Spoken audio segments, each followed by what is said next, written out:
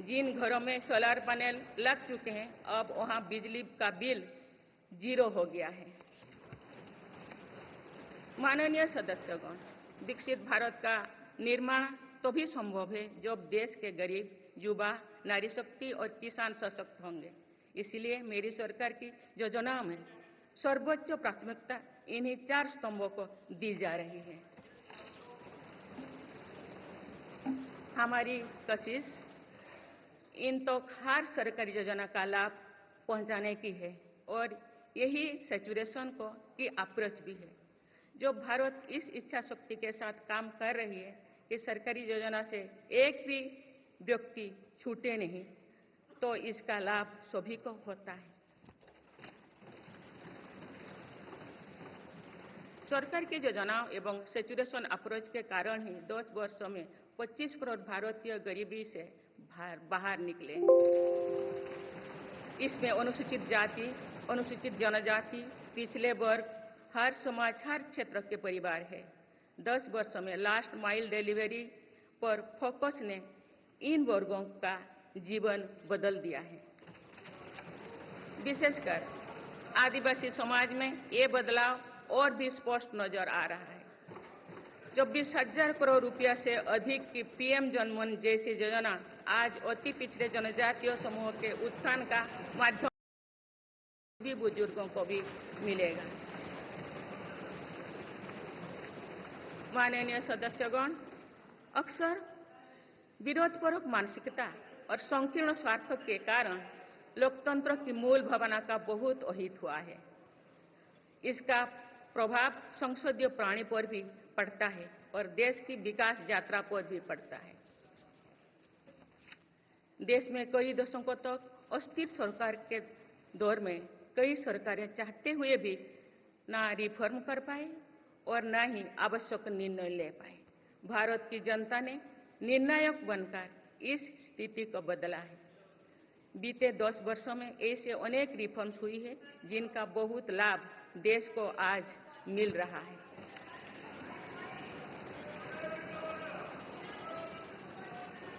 जब ये रिफॉर्म्स किए जा रहे थे तो भी इनका विरोध किया गया था।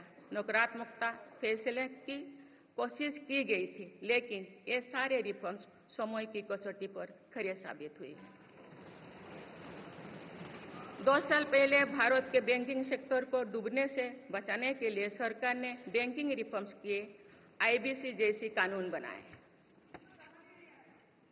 आज इन्हीं रिफॉर्म्स ने भारत के बैंकिंग सेक्टर को दुनिया के सबसे मजबूत बैंकिंग सेक्टर में से एक बना लिया है। हमारे सार्वजनिक क्षेत्रों के बैंक आज मजबूत और लाभदायक है। सार्वजनिक क्षेत्रों के बैंकों के लाभ 2023-24 में 1.4 लाख करोड़ रुपये को पार कर गया, जो पिछले वर्षों की तुलना में 35% अधिक है। हमारे बैंकों की मजबूती उन्हें ऋण आधार का विस्तार करने और राष्ट्र के आर्थिक विकास में योगदान करने के लिए सक्षम बनाती है। सरकारी बैंकों का एनपीए भी लगातार कम हो रही है। आज एसबीआई रिकॉर्ड मुनाफे पर है। आज एलआईसी पहले से कहीं अधिक मजबूत है। आज एचएएल भी देश की डिफेंस इंडस्ट्री को ताकत दे रही है। आज जीएसटी भारत की इकोनॉमी को फॉर्मलाइज करने का, व्यापार कारोबार को आसान बनाने का माध्यम बना रहे हैं। अप्रैल महीने में पहली बार जीएसटी कलेक्शन ने 2 लाख करोड़ रुपये का स्तर पार कर गया है। इससे राज्यों की आर्थिक ताकत भी बढ़ी है। डिजिटल इंडिया और डिजिटल पेमेंट्स के प्रति भी आज पूरा विश्व आकर्षित हो रही है। माननीय सदस्यगण, एक सशक्त भारत के लिए हमारे सैन्य बलों में आधुनिकता जरूरी है। युद्ध की स्थिति में हम सर्वश्रेष्ठ रहें, इसके लिए सेनाओं में रिफॉर्म की प्रक्रिया निरंतर जारी रहनी चाहिए। इसी सोच के साथ मेरी सरकार ने बीते 10 वर्षों में डिफेंस सेक्टर में अनेक रिफॉर्म्स किए हैं। जीडीएस जैसे रिफॉर्म्स ने हमारी सेनाओं को नई मजबूती दी है। मेरी सरकार ने डिफेंस सेक्टर को आत्मनिर्भर बनाने के कई महत्वपूर्ण कदम उठाए हैं। ऑर्डिनेंस फैक्ट्रीज के रिफॉर्म से डिफेंस सेक्टर को बहुत लाभ हुआ है। 40 से अधिक ऑर्डिनेंस फैक्ट्रीज को 7 निगमों में संगठित करने से उनकी क्षमता और दक्षता दोनों बढ़ी है। ऐसे ही रिफॉर्म्स के कारण भारत आज 1 लाख करोड़ रुपये से अधिक की डिफेंस मैन्युफैक्चरिंग कर रहा है। पिछले एक दशक में हमारे डिफेंस एक्सपोर्ट 18 गुना अधिक होकर 21,000 करोड़ रुपया तक पहुंच चुका है। फिलीपींस के साथ ब्रह्मोस मिसाइल का रक्षा सौदा डिफेंस एक्सपोर्ट के क्षेत्र में भारत की पहचान मजबूत कर रहा है। सरकार ने युवाओं और उनके स्टार्टअप्स को बढ़ावा देकर आत्मनिर्भर डिफेंस सेक्टर की मजबूत नींव तैयार की है। मेरी सरकार उत्तर प्रदेश और तमिलनाडु में 2 डिफेंस कॉरिडोर्स भी विकसित कर रही है। हम सभी के लिए एक खुशी की बात है कि पिछले वर्ष हमारी सैन्य जरूरतों की लगभग 70% खरीद भारतीय उद्योगों से ही की गई है। हमारी सेनाओं ने 500 से अधिक सैन्य साजो सामान को विदेशों में नहीं मंगाना तय किया है। ये सभी हथियार और उपकरण अब सिर्फ भारतीय कंपनियों से ही खरीद की जाएगी। मेरी सरकार ने सैनिकों के हितों को भी हमेशा प्राथमिकता दी है। तभी 4 दशक के बाद वन रैंक वन पेंशन को लागू किया गया है। इसके तहत अब तक 1,20,000 करोड़ रुपया दिए जा चुके हैं। शहीद सैनिकों के सम्मान के लिए सरकार ने कर्तव्य पथ के एक छोर पर नेशनल वॉर मेमोरियल की स्थापना भी की है। ये प्रयास केवल वीर जवानों के प्रति कृतज्ञ राष्ट्र का नमन ही नहीं है, बल्कि राष्ट्र प्रथम की अनवरत प्रेरणा का स्रोत भी है। माननीय सदस्यगण, मेरी सरकार देश के हर युवा को बड़े सपने देखने और उन्हें साकार करने के लिए जरूरी माहौल बनाने में जुटी है। बीते 10 वर्षों में ऐसे हर अवरोध को हटाया गया है जिसके कारण युवाओं को परेशानी थी। पहले अपने ही प्रमाण पत्रों को अटेस्ट करने के लिए युवाओं को भटकना पड़ता था। अब युवा सेल्फ अटेस्टेड करने का काम कर रहे हैं। केंद्र सरकार की ग्रुप सी, ग्रुप डी भर्तियों से इंटरव्यू को खत्म किया गया है। पहले जो विद्यार्थी सिर्फ भारतीय भाषा में पढ़ाई करते थे, उनके साथ अन्याय की जाती थी। मेरी सरकार ने नई राष्ट्रीय शिक्षा नीति लागू कर इस अन्याय को दूर करने के लिए कदम उठाए हैं। युवाओं को अब भारतीय भाषा में इंजीनियरिंग की पढ़ाई का विकल्प भी मिला है। विगत 10 वर्ष में देश में 7 नई IIT, 16 IIIT, 7 IIM, 15 नए एम्स, 315 मेडिकल कॉलेज और 390 विश्वविद्यालय स्थापित किया गया है। मेरी सरकार इन संस्थानों को और मजबूत बनाकर आवश्यकता के अनुसार इनकी संस्था को भी बढ़ाएंगे। सरकार एक डिजिटल विश्वविद्यालय बनाने की दिशा में भी काम कर रही है। अटल टिंकरिंग लैब्स, स्टार्टअप इंडिया और स्टैंडअप इंडिया जैसे अभियान हमारे युवाओं का सामर्थ्य बढ़ा रहे हैं। इन्हीं प्रयासों से आज भारत दुनिया का तीसरा सबसे बड़ा स्टार्टअप इकोसिस्टम बन चुका है। माननीय सदस्यगण, सरकार का ये निरंतर प्रयास है कि देश के युवाओं को अपनी प्रतिभा दिखाने का उचित अवसर मिले। सरकारी भर्ती हो या फिर परीक्षाएं, सुनिए, परीक्षाएं किसी भी कारण से इनमें रुकावट आए, ये उचित नहीं है। इनमें शुचिता और पारदर्शिता बहुत जरूरी है। हाल ही में कुछ परीक्षाओं में हुई पेपर लीक की घटनाओं की निष्पक्ष जांच और दोषियों को कड़ी से कड़ी सजा दिलवाने के लिए मेरी सरकार प्रतिबद्ध है। इससे पहले भी हमने देखा है कि कई राज्यों में पेपर लीक की घटनाएं होती रही है। इस पर दलीय राजनीति से ऊपर उठकर देशव्यापी ठोस उपाय करने की जरूरत है। संसद ने भी परीक्षा में होने वाली गड़बड़ियों के विरुद्ध एक सख्त कानून बनाया है। मेरी सरकार परीक्षाओं से जुड़ी संस्थाओं, उनके कामकाज के तरीके, परीक्षा प्रक्रिया सभी में बड़ी सुधार करने की दिशा में काम कर रही है। माननीय सदस्यगण, मेरी सरकार ने युवाओं की राष्ट्र निर्माण में भागीदारी और बढ़ाने के लिए मेरा युवा भारत माय भारत अभियान की शुरुआत भी की है। इसमें अब तक 1.5 करोड़ से अधिक युवाओं का पंजीकरण हो चुका है। इस पहल से युवाओं में नेतृत्व कौशल और सेवा भावना का बीजारोपण होगा।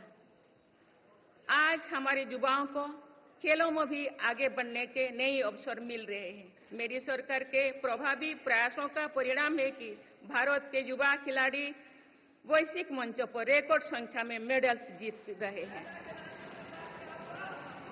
कुछ ही दिनों बाद पेरिस ओलंपिक्स में भी शुरू होने वाले जा रहे हैं। ओलंपिक्स में देश का प्रतिनिधित्व करने वाले हर खिलाड़ी पर हमें गर्व है। मैं उन्हें अपनी शुभकामनाएं देती हूँ। इन उपलब्धियों को और आगे ले जाने के लिए भारतीय ओलंपिक संघ 2036 ओलंपिक्स खेलों की मेजबानी की तैयारी भी कर रही है। माननीय सदस्यगण, जुलाई की 1 तारीख से देश में भारतीय न्याय संहिता भी लागू हो जाएगी।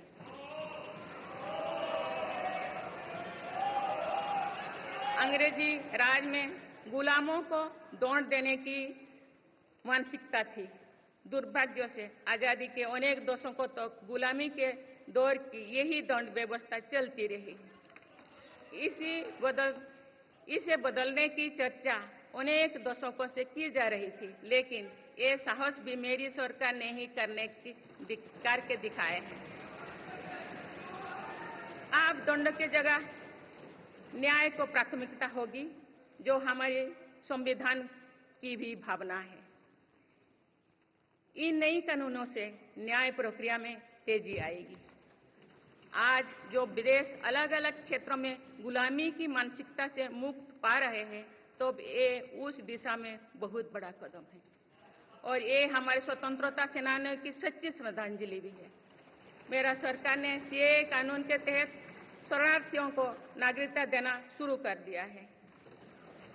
इससे बंटवारे से पीड़ित अनेक परिवारों के लिए सम्मान का जीवन जीना तय हुआ है। जिन परिवारों को सीएए के तहत नागरिकता मिली है, मैं उनके बेहतर भविष्य की कामना करती हूँ।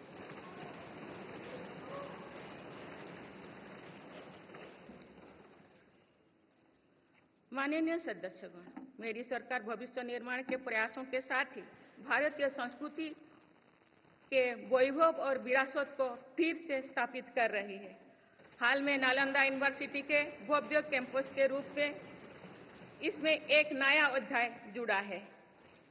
नालंदा सिर्फ एक यूनिवर्सिटी मात्र नहीं थी, बल्कि ये वैश्विक ज्ञान केंद्र के रूप में भारत के गौरवशाली अतीत का प्रमाण थी।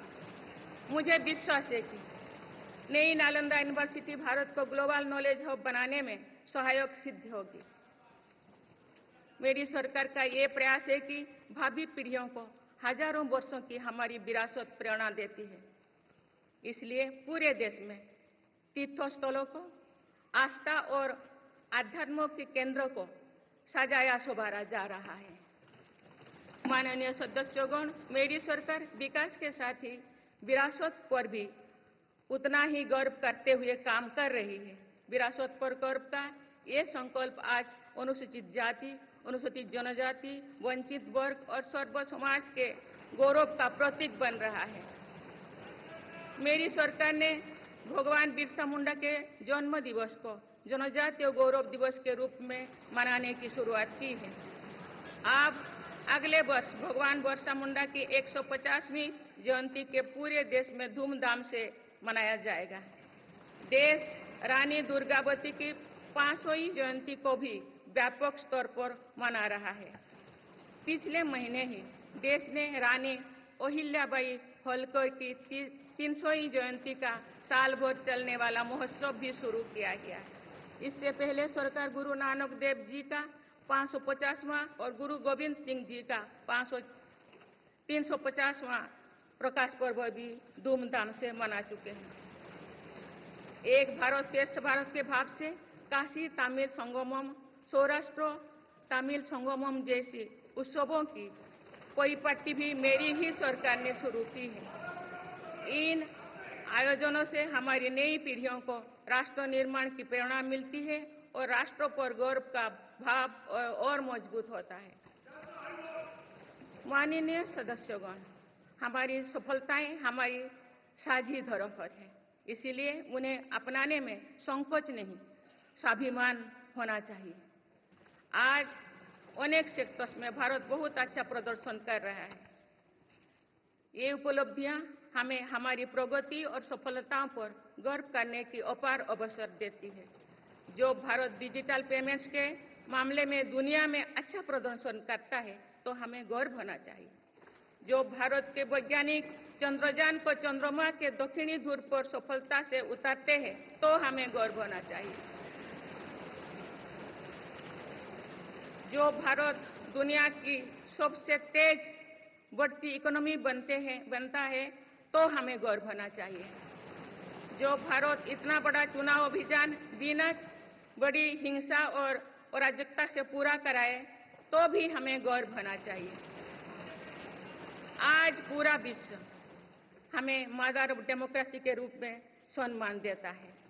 भारत के लोगों ने हमेशा लोकतंत्र के प्रति अपना पूर्ण विश्वास प्रकट किया है।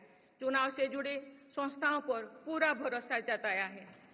स्वस्थ लोकतंत्र को बनाए रखने के लिए हमें इस विश्वास को सुसहेज कर रखना है, इसकी रक्षा भी करना है। हमें याद रखना होगा, लोकतांत्रिक संस्थाओं और चुनावी प्रक्रिया पर लोगों के विश्वास को चोट पहुंचाना उसी डाल को काटना जैसे जिस पर हम सब बैठे हैं। हमारे लोकतंत्रों की विश्वसनीयता को ठेस पहुंचाने की हर कोशिश की सामूहिक आलोचना होना चाहिए। हम सभी को वो दौर याद है जो बैलेट पेपर छीन लिया जाता था, लूट लिया जाता था। मतदान प्रक्रिया को सुरक्षित बनाने के लिए ईवीएम को अपनाने का फैसला किया गया था। पिछले कई दशकों में ईवीएम में सुप्रीम कोर्ट से लेकर जनता की अदालत तक हर कसौटी को पार किया है। माननीय सदस्यगण, मैं आप सभी सदस्यों से अपनी कुछ और चिंताएं भी साझा करना चाहती हूँ। मैं चाहूंगी कि आप सभी इन विषयों पर चिंतन मनन करके इन विषयों पर ठोस और सकारात्मक परिणाम देश को दें। आज की संचार क्रांति के युग है में विघटनकारी ताकतें लोकतंत्र को कमजोर करने और समाज में दरार डालने की साजिश रच रहे हैं। ये ताकतें देश के भीतर भी है और देश के बाहर भी संचालित हो रहे हैं। इसके द्वारा अफवाह फैलाने का, जनता को भ्रम में डालने का, मिस इन्फॉर्मेशन का सहारा लिया जा रहा है। इस स्थिति को ऐसे ही बेरोक-टोक नहीं चलने दिया जा सकता है। आज के समय में टेक्नोलॉजी हर दिन और उन्नत हो रही है। ऐसे में मानवता के विरुद्ध इनका गलत उपयोग बहुत घातक है। भारत ने विश्व मंच पर भी इन चिंताओं को प्रकट किया है और एक ग्लोबल फ्रेमवर्क की वकालत की है। हम सभी का दायित्व है कि इन प्रवृत्ति को रोके, इस चुनौती से निपटने के लिए नए रास्ते खोजें। माननीय सदस्यगण, 21वीं सदी के इस तीसरे दशक में आज ग्लोबल ऑर्डर एक नया शक्ल ले रहा है। मेरी सरकार के प्रयासों से आज भारत विश्व बंधु के रूप में दुनिया को नया भरोसा दे रही है। मानव केंद्रित अप्रोच रखने की वजह से भारत आज किसी भी संकट के समय फास्ट रेस्पॉन्डर और ग्लोबल साउथ की बुलंद आवाज बना है। कोरोना का महासंकट हो, भूकंप जैसी कोई त्रासदी हो या फिर युद्धों की स्थितियां भारत भावना मानवता को बचाने में आगे रहा है। भारत को देखने का विश्व का नजरिया कैसे बदला है, ये इटाली में हुई G7 समिट में भी हम सभी ने अनुभव किया है। भारत ने अपनी G20 अध्यक्षता के दौरान भी विश्व को अनेक मुद्दों पर एकजुट किया है। भारत की अध्यक्षता के दौरान ही अफ्रीकन यूनियन को G20 का स्थायी सदस्य बनाया गया है। इससे अफ्रीका महाद्वीप के साथ साथ पूरे ग्लोबल साउथ का भरोसा मजबूत हुआ है। नेबरहुड फर्स्ट पॉलिसी में चलते हुए भारत ने पड़ोसी देशों के साथ अपने रिश्तों को मजबूत किया है। 7 पड़ोसी देशों के नेताओं का 9 जून को केंद्रीय मंत्रिपरिषद के शपथ ग्रहण समारोह में भाग लेना मेरी सरकार की इस प्राथमिकता दर्शाते हैं। भारत सबका साथ सबका विकास की भावना के साथ इंडो पैसिफिक क्षेत्र के देश के साथ भी सहयोग बढ़ा रही है। पूर्वी एशिया हो या फिर मिडिल ईस्ट और यूरोप, मेरी सरकार कनेक्टिविटी पर बहुल बल दे रही है। भारत के विजन ने ही India Middle East Europe economic corridor को आकार देना शुरू किया है। ये कॉरिडोर 21वीं सदी के सबसे बड़ी गेम चेंजर में एक सिद्ध होगा। माननीय सदस्यगण, आने वाला कुछ महीने में भारत एक गणतंत्र के रूप में 75वें वर्ष पूरी करने जा रहे हैं। भारत का संविधान बीते दशकों में हर चुनौती, हर कसौटी पर खरा उतरा है। जब संविधान बन रहा था तो भी दुनिया में ऐसे ताकतें थे जो भारत के असफल होने की कामना कर रही थी। देश में संविधान लागू होने के बाद भी संविधान पर अनेक बार हमले हुए हैं। आज 27 जून है। 25 जून 1975 को लागू हुआ आपातकाल संविधान पर सीधे हमले का सबसे बड़ा और काला अध्याय था।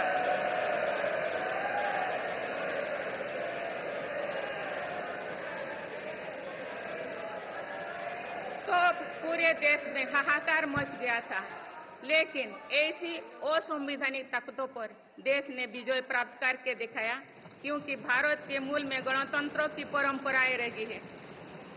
मेरी सरकार भी भारत के संविधान को सिर्फ राजकाज का माध्यम भर नहीं मानती, बल्कि हमारा संविधान जन चेतना का हिस्सा हो, इसके लिए हम प्रयास कर रहे हैं।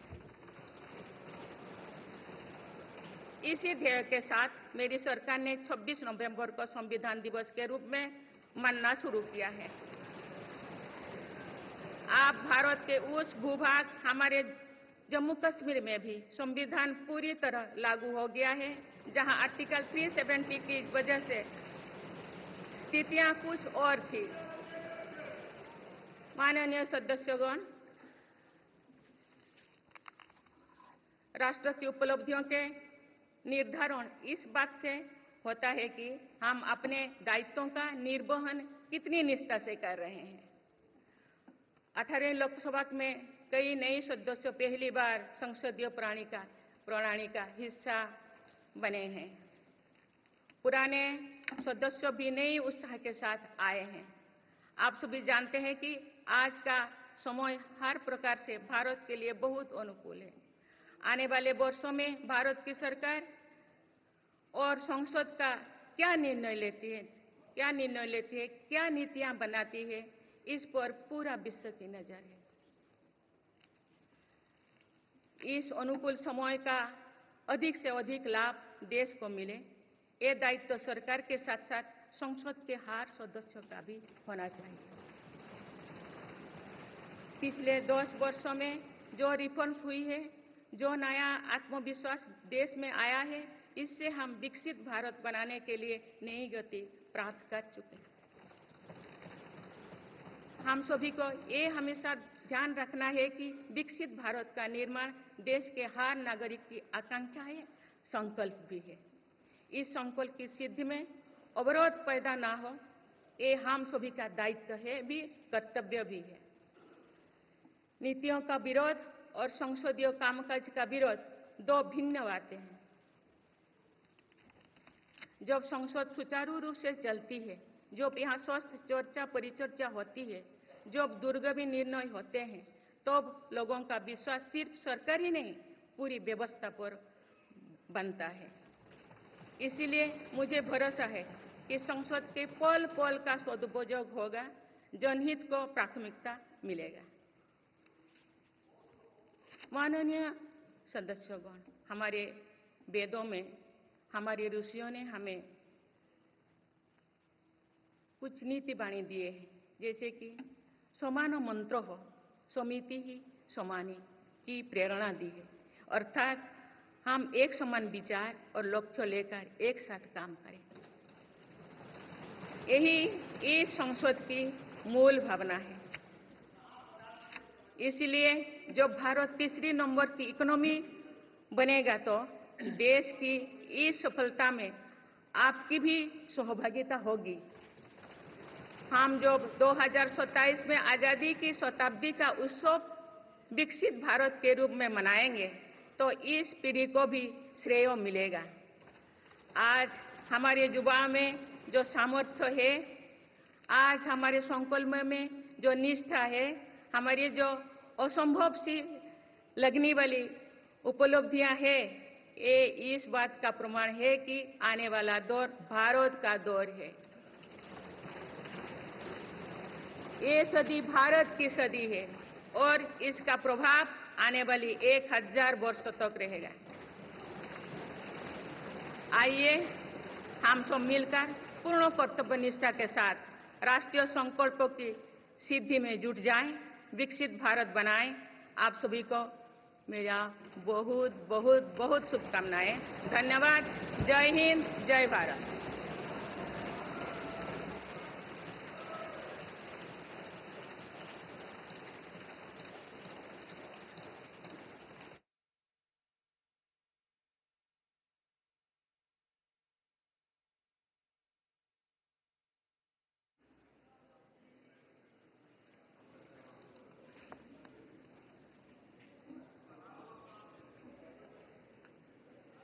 Honorable President,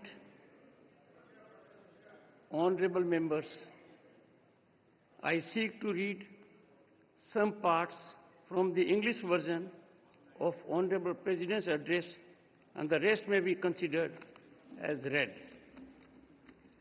Honorable members, I extend my heartiest congratulations and best wishes to all the newly elected members of the 18th Lok Sabha. I wish Shri Om Birla ji the very best for performing his exalted role as the Speaker of the Lok Sabha. Honorable members, I also express my gratitude to the Election Commission of India on behalf of crores of Indians today. This was the largest election in the world. The Kashmir Valley has broken all records of voter turnout in decades. Honorable members, the world is witnessing that the people of India have elected a stable government with clear majority consecutively for third term. Honorable members, this Lok Sabha will also witness to the 75th year of adoption of the Constitution of India. Honorable members, the resolve to perform, reform and transform has made India the fastest growing economy in the world today. In 10 years, India has risen to become the 5th largest economy from being an 11th ranked economy. Honorable members, in the last 10 years, my government has given great emphasis on every aspect of rural economy. to enable farmers to meet their small expenses. More than rupees 3,20,000 crore have been disbursed to them under PM Kisan Samman Nidhi. Honorable members, the future belongs to Harit Yug or Green Era. My government has increased the allocation for the development of Northeastern region by more than 4 times in the last 10 years.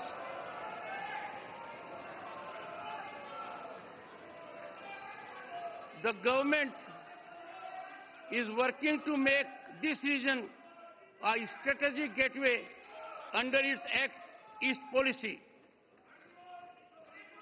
Honorable members, my government, which is committed to women-led development, has started a new era of women empowerment. Today, they stand empowered by the enactment of Nari Shakti Vandan Adhiniyam. Honorable members, Baba Sahib Dr. Bhimrao Ambedkar said, I quote, "Progress of any society depends on the progress of the poorest sections of the society," unquote. Empowerment of the poor has been at the foundation of the achievements and progress of the nation in last 10 years. Honorable members, often due to adversarial mindset and narrow selfishness, the basic spirit of democracy has been greatly undermined.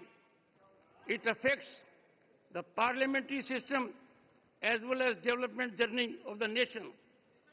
The people of India have now changed this situation by their decisive mandate. Honorable members, modernization of our armed forces is essential for a strong India.